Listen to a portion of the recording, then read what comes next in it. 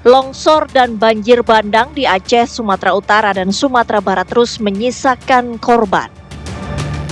BNPB mencatat ada ribuan korban meninggal dunia.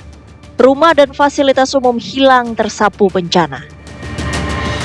Duka dan air mata korban menjadi alarm bahwa bencana alam nyata adanya. Selain struktur geologi dan geoformologi, serta perubahan iklim, hilangnya hutan dan ekologi yang rusak menjadi faktor penyebab banjir Sumatera dan Aceh semakin meluas. Hal tersebut disampaikan Jaksa Agung ST Burhanuddin di depan Presiden Prabowo Subianto dalam acara penyerahan hasil penyelamatan keuangan negara oleh Satgas Penertiban Kawasan Hutan. Kami sampaikan keterkaitan dengan bencana banjir bandang yang terjadi di wilayah Aceh, Sumatera Utara, dan Sumatera Barat. Satgas PKH telah melakukan identifikasi dengan temuan yakni sejumlah besar entitas korporasi dan perorangan terindikasi kontribusi terhadap bencana bandang, dan Satgas PKH telah melakukan klarifikasi terhadap 27 perusahaan yang tersebar di 3 provinsi tersebut.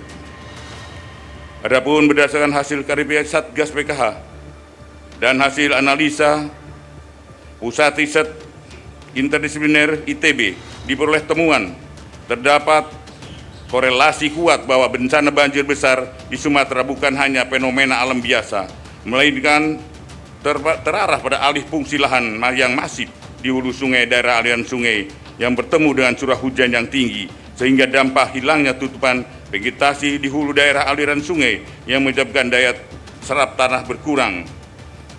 Aliran air permukaan meningkat tajam, hujan ekstrim, dan banjir bandang akibat volume air meluber ke permukaan. Curah hujan tinggi dan hilangnya vegetasi di hulu dan daerah aliran sungai menghasilkan bencana banjir bandang. Lalu langkah apa yang harus dilakukan agar bencana longsor dan banjir tidak terulang?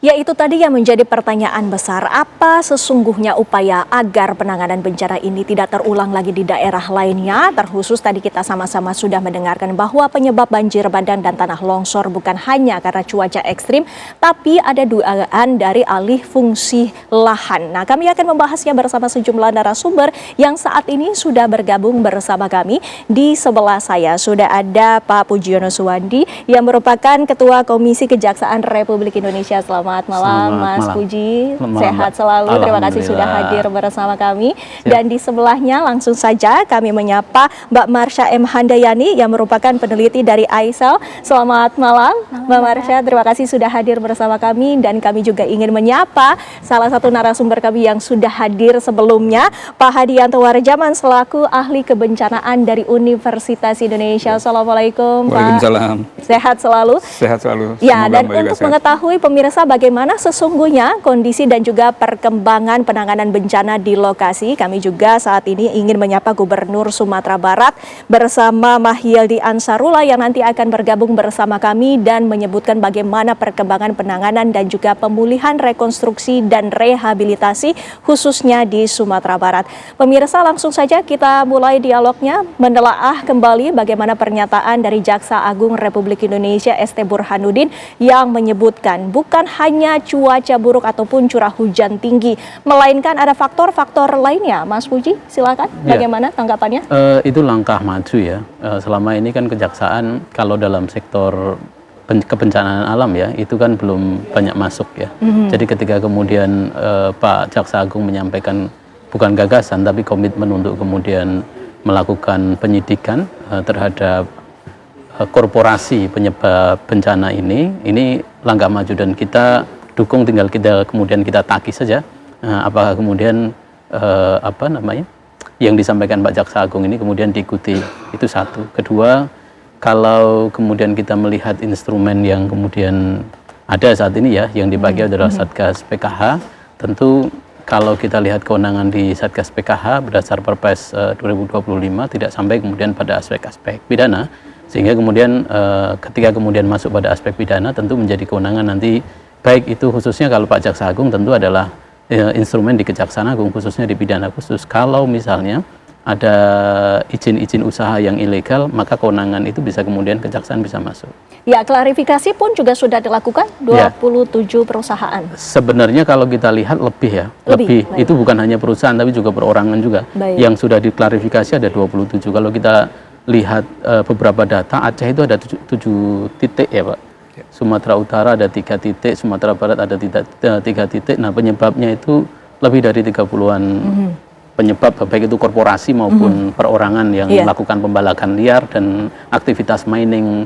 Yang aktivitas ini ada yang kemudian akan diidentifikasi dan kita dorong identifikasi apakah kemudian aktivitas ini ada izin usahanya, izin usaha kehutanan khususnya, atau kemudian tanpa izin. Nah, kalau kemudian ada izin usaha terus kemudian ada miskelola, maka nanti itu kewenangan dari penyidik-penyidik di PPNS. Tapi kalau kemudian ini tidak ada izin usahanya dan kerusakan alam itu kan totally jelas ada kerugian perekonomian negaranya, bahkan sudah ada yang menghitung lebih dari 1.000 triliun rupiah akibat yang dibutuhkan untuk pemulihan bencana ini, sehingga itu bisa masuk kalau kemudian korporasi-korporasi itu ternyata ada yang tidak berizin. Baik, Mbak Marsha, ini kan dampaknya sangat-sangat jelas. Bencana yang begitu masif dirasakan oleh 3 provinsi saudara-saudara kita yang menjadi korbannya.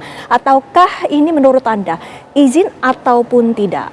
Apakah hukumnya harus setara untuk seluruhnya atau seperti apa? Baik Mbak, ini sebenarnya bencana ini tuh unik karena nggak hanya bencana sendiri, tapi mungkin ada tadi perilaku gitu ya manusia ataupun korporasi yang turut mendukung dan memperparah dampak yang dirasakan oleh teman-teman di sana gitu. Nah, ini hukum tentunya nggak bisa pandang pilih gitu ya, tebang pilih mana yang ditegakkan, mana yang tidak, harus berlaku sama. Dan sebenarnya salah satu upaya penegakan hukum melalui Satgas PKH mungkin patut diapresiasi, tapi selain itu gitu ya, ada juga yang perlu dilakukan lebih lanjut gitu, nggak hanya cukup di PKH saja, karena PKH kan sebenarnya upaya penyelesaian dari yang sudah terlanjur, yang dulu-dulu sebelum 2020 gitu. Nah, sekarang ini ada potongan-potongan kayu itu ya, dari mana ya, itu perlu ditelusuri, perlu juga ditelusuri dari mana dia, kausalitasnya gitu ya, apakah tindakan seseorang ataupun korporasi ini menimbulkan kerugian gitu ya bagi masyarakat terdampak di Sumatera, kemudian juga apakah tindakan-tindakan ini menyebabkan bencana-bencana itu gitu, dan menimbulkan kerugian. Ini perlu diusut satu persatu, diuraikan. Kita benang kusutnya kayak gitu sih Mbak. Berarti harus ada investigasi yang lebih mendalam lagi. Iya. Pak Hadianto, kita ketahui juga tadi pernyataan dari ST Burhanuddin yang menyatakan bahwa Satgas PHK ini juga menyebutkan temuan bahwa alih fungsi lahan ini terjadi di hulu sungai dan juga di daerah aliran sungai. Sesungguhnya dari kontur wilayah tersebut sedianya seperti apa? Baik Mbak, ini pertama saya ingin apresiasi dulu ya. Dalam ilmu disaster management ini saya sangat apresiasi kepada pemerintah, dalam ini pemerintahan Pak Prabowo dan juga Kejaksaan Agung yang secara paralel, Mbak, paralel ini luar biasa. Waktu itu saya cerita waktu saya di Amerika mengalami Luciana itu 3 bulan kan, 3 bulan. Padahal itu kelurahan loh menuju ke kecamatan. Ini kan Sumatera besar sekali, ya, termasuk juga adanya bukit barisan yang kemiringannya terjal luar biasa. Curam. Nah, apresiasinya di mana Mbak? Ini kan masuk di 3 tingkatan disaster management pasca bencana. Artinya bahwa pemerintah secara paralel melakukan yang namanya disaster recovery law enforcement. Ini luar biasa, berani, salut saya. Nah, tapi kan itu kebijakan, ya kan? Langkah berikutnya kan penindakan. Nah, seperti yang waktu lalu saya katakan, ini Polri harus merespon segera. Masyarakat tenang di situ, ya kan?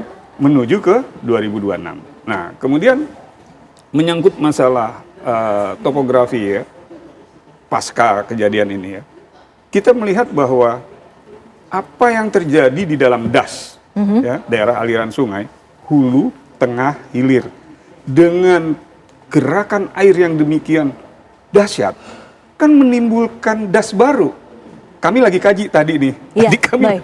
pengkajian langsung dipanggil ke sini. Apakah itu nanti kita namakan dasbar? Daerah aliran sungai baru? Iya, karena nggak akan bisa jadi apa-apa. Jadi kita mau merubah paradigma yang sementara orang itu berpikir, oh itu karena sawit. Sawit itu kontribusi. Penyebab utamanya adalah cuaca dan yang tadi disampaikan oleh dua rekan kita. Nah ini tindakan luar biasa dan hari ini saya, wih kok semacam Tuhan udah mengarahkan kita nih ya untuk berbicara kepada yang disebut dengan positioning hukumnya, yang kita harus berani mengatakan yang benar adalah benar, yang salah adalah salah, gitu kan? Nah sehingga mudah-mudahan ya jangan ada pemikiran bekas daerah aliran sungai dijadikan zona pengungsian atau dijadikan zona huntara. Oh jangan, itu masuk daerah merah. Jadi seperti apa? Ya kita harus lakukan kajian ulang hulu, tengah, hilir menjadi kemudian daerah hunian yang aman. Itu kira-kira. Baik. Mbak. Dan Mas Puji, setelah dilakukannya klarifikasi, tahapan selanjutnya itu apa biasanya? Jadi kan kalau kita lihat ya, basis Satgas PKH itu kan, kalau kita lihat ketentuan konsiderannya itu kan Undang-Undang Kehutanan dan juga Undang-Undang tentang pencegahan dan pemberantasan kerusakan hutan.